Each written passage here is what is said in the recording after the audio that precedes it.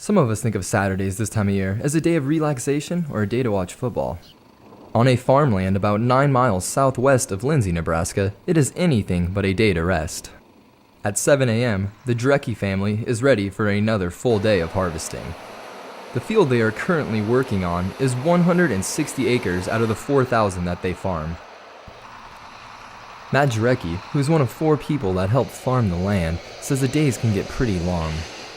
I don't know, the average day, good 12 hours usually, if the weather's nice.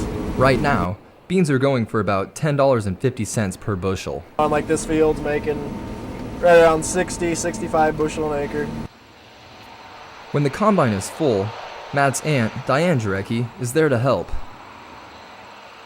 We drive alongside the combine as Matt unloads, and that's the way we try to keep things flowing smoothly because we never want to stop the combine. Our rule in farming here is the combine never stops unless we fuel up or it breaks down. We try to keep a consistent flow all the time. The load she collects are dumped into a semi, which will eventually distribute them to various buyers.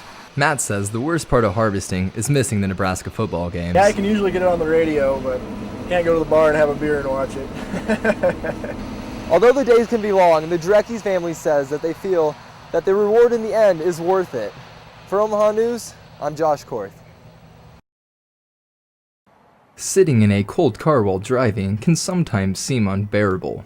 Although we have yet to see a consistent coldness this winter, there have been times where we have needed to warm up our cars before heading to our destinations.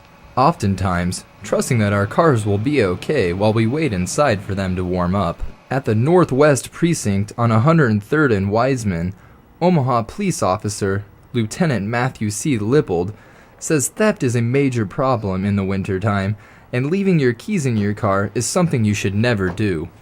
People often make the mistake of leaving their keys in the car when they either warm it up in the morning or they go to the convenient mart or whichever type of quick shop they go to, and it definitely increases in the wintertime. Although it may be tempting to warm up your car and leave it unattended, Lieutenant Lippold says there are safer ways to do this.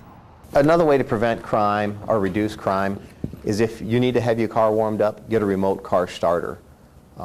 It's difficult, if not impossible, to steal a car just simply because it's running if it started running with a remote starter. Lieutenant Lippold also has a strong recommendation for car owners out there. Don't leave anything in your vehicle, anything of value. If you have a stereo with a detachable face, take the detachable face with you when you go. Although we want to keep warm in the morning when we're heading to our destinations, the best way to prevent these thefts is to not even leave your keys in your car at all, although you might be cold. For the Omaha News, I'm Josh Korth. After being closed for nearly a year due to a fire early last January, the Bagel Bin, located on 119th and Pacific Street, has reopened its doors to the public. The reopening of the 30-year-old kosher bakery fell on an important day for Sue Brazick, the owner of the Bagel Bin. Which was the start of Hanukkah, so it's kind of very traditional. On the first day of the reopening, Brazick says it got a tad hectic. They were standing so deep in line, it was just overwhelming. But everybody was very patient. You know, everybody got their food, they got what they wanted, and by 3:30, we were totally sold out. And the bagels weren't the only thing that went in large numbers.